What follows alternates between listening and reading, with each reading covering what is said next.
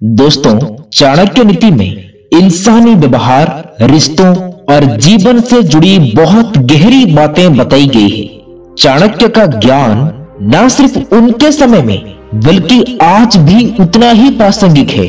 आज हम जानेंगे कि एक घमंडी स्वभाव वाली औरत को कैसे नियंत्रित किया जा सकता है और कैसे उसके साथ तालमेल बिठाया जा सकता है। तो चलिए अब बिना देरी के शुरू करते हैं चाणक्य नीति और रिश्तों की गहराई के बारे में। दोस्तों, चाणक्य का मानना था कि हर इंसान के व्यवहार के पीछे कोई ना कोई कारण जरूर होता है। अगर कोई औरत घमंडी है तो उसके पीछे भी विशेष कारण हो सकता है। घमंड सिर्फ एक भाव नहीं है, बल्कि ये कई बार अंदर छिपे डर, असुरक्षा या अधूरी इच्छाओं का परिणाम भी होता है। चाणक्य नीति में बताया गया है कि रिश्ते तभी सफल हो सकते हैं जब आप सामने वाले व्यक्ति के स्वभाव और उसकी भावनाओं को समझें। घमंड क्या है? दोस्तों, घमंड का मतलब है खुद को दूसरों से बेहतर समझना। अहंकार तब जन्म लेता है जब किसी को लगता है कि वो हर चीज में श्रेष्ठ है या उसकी कोई गलती नहीं हो सकती।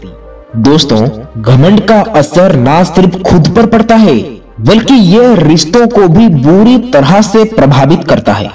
अब सवाल उठता है कि अगर किसी रिश्ते में एक औरत घमंड दिखती है तो हम उसका सामना कैसे करें? कैसे करें घमंडी औरत के व्यवहार की पहचान? दोस्तों, चाणक्य नीति के अनुसार घमंड का व्यवहार कुछ खास तरीकों से प्रकट होता है। तो आइए जानते हैं उसका लक्षण। पहला, सम्मान की कमी। घमंडी औरत अक्सर दूसरों को नीचा दिखाने की कोशिश करती है।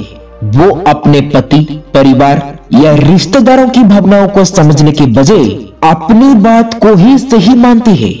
दूसरा, आलोचना की आदत। चाणक्य नीति के अनुसार जो लोग हर बात में कमी निकालते हैं उनके भीतर अहंकार छिपा होता है। ऐसी औरतें हर चीज में नुक्ताचीनी करती हैं और दूसरों की मेहनत की कदर नहीं करती। तीसरा, संवाद में चाणक्य ने बताए हैं कि कटुता। दोस्तों, आचार्य चाणक्य कहते हैं कि मीठी वाणी रिश्तों की बुनियाद होती है, लेकिन एक घमंडी औरत की भाषा में कटुता और कठोरता झलकती है। वो दूसरों से बात करते समय उनका सम्मान का ख्याल नहीं रखती। चौथा, खुद को श्रेष्ठ समझना।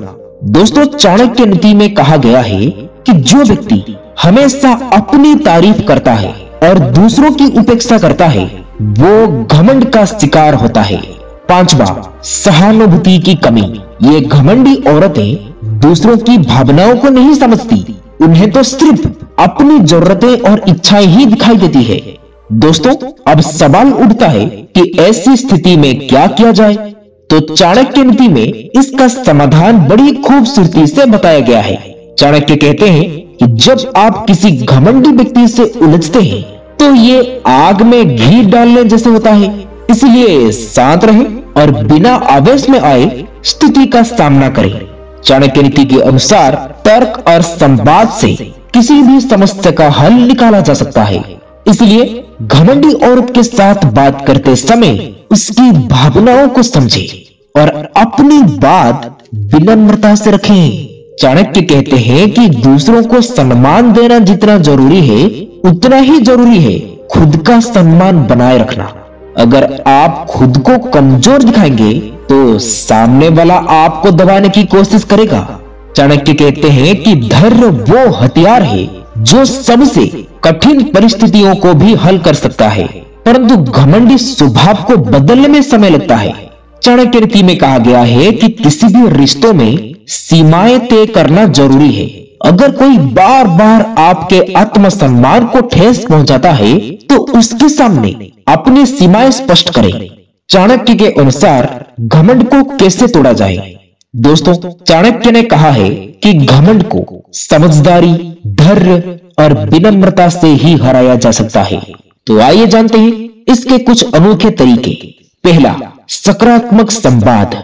चाणक्य कहते हैं कि किसी भी व्यक्ति के मन को बदलने के लिए उसकी भावनाओं को समझना जरूरी है।